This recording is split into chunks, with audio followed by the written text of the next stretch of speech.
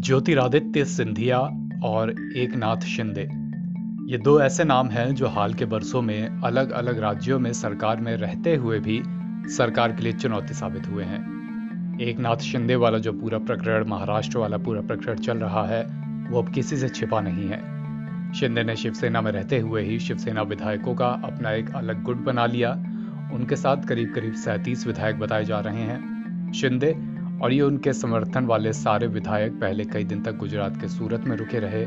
फिर सभी विधायक और एकनाथ शिंदे असम के गुवाहाटी पहुंच गए। गुवाहाटी में कई दिन से इन विधायकों ने, एकनाथ शिंदे ने एक होटल में डेरा जमा रखा है और वहीं से महाराष्ट्र की सियासत का सारा खेल चल रहा है। इस बीच ये पूरा गुट महाराष्ट्र की महाविकास अघाड़ी सरकार के लिए, मुख्यमंत्री उद्धव ठाकरे की सरकार के लिए चुनौती बना हुआ है और लगातार उद्धव ठाकरे की कुर्सी खतरे में नजर आ रही है। हालांकि फिलहाल एकनाथ शिंदे ने स्पष्ट कर दिया है कि वो अलग पार्टी शायद ना बनाए। उन्होंने कहा है कि वो अभी भी शिवसेना में ही है। बहरहाल जो भी बात हो, लेकिन ये पूरा गुट एकनाथ शिंदे उद्धव ठाकरे की सरकार के लिए चुनौती बने हुए हैं। कमोवेश यही स्थिति पैदा हुई थी मध्य प्रदेश में करीब 2-2.5 साल पहले, जब ज्योतिरादित्य सिंधिया ने कांग्रेस में रहते हुए प्रदेश की कांग्रेस सरकार से बगावत कर दी थी। तब ज्योतिरादित्य सिंधिया भी अपने समर्थन के कुछ विधायकों को लेकर कांग्रेस से अलग हो गए थे, जिसके कारण कमलनाथ के नेतृत्व वाली सरकार गिर गई थी। इसी के बाद शिवराज सिंह चौहान दोबारा मुख्यमंत्री बने और मध्य प्रदेश में भारतीय जनता पार्टी की सरकार बनी थी। अब इसे संयोग ही कह सकते हैं कि अलग अलग राज्यों में अलग अलग समय पर सरकारों के लिए सरकार में रहते हुए ही चुनौती बनने वाले ये दोनों नेता एक ही वर्ग से आते हैं। एकनाथ शिंदे और ज्योतिरादित्य सिंधिया महाराष्ट्र के कुड़बी जाति से आते हैं।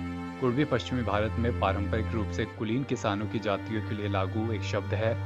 इस वर्ग के लोग मुख्य रूप से तो महाराष्ट्र से ही आए जाने जाते हैं, लेकिन बाद में ये मध्य प्रदेश, गुजरात और तमाम अन्य राज्यों में भी फैले। महाराष्ट्र के कुड़बी वर्ग के लोग अन्य पिछड़ा वर्ग यानी ओबीसी के अंतर्गत आते हैं। कुड़बी जाति से ही शिंदे और सिंधिया दोनों ही आते हैं और इस नाते एकनाथ शिंदे और ज्योतिरादित्य सिंधिया के बीच एक से अधिक समानताएं देखी जा रही हैं। दोनों सरकार में रहते हुए अलग अलग राज्यों में सरकार के लिए चुनौती बने।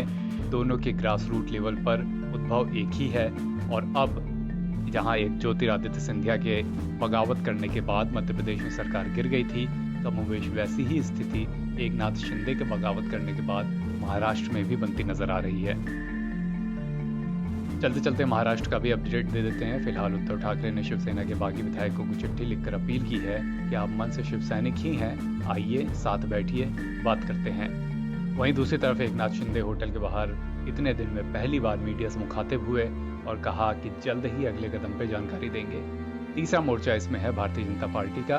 बीजेपी के वरिष्ठ नेता और महाराष्ट्र के पूर्व मुख्यमंत्री फडणवीस दिल्ली पहुंचे हैं, जहां पे उनके केंद्रीय गृह मंत्री अमित शाह से मुलाकात किए जाने की चर्चाएं जोरों पर हैं।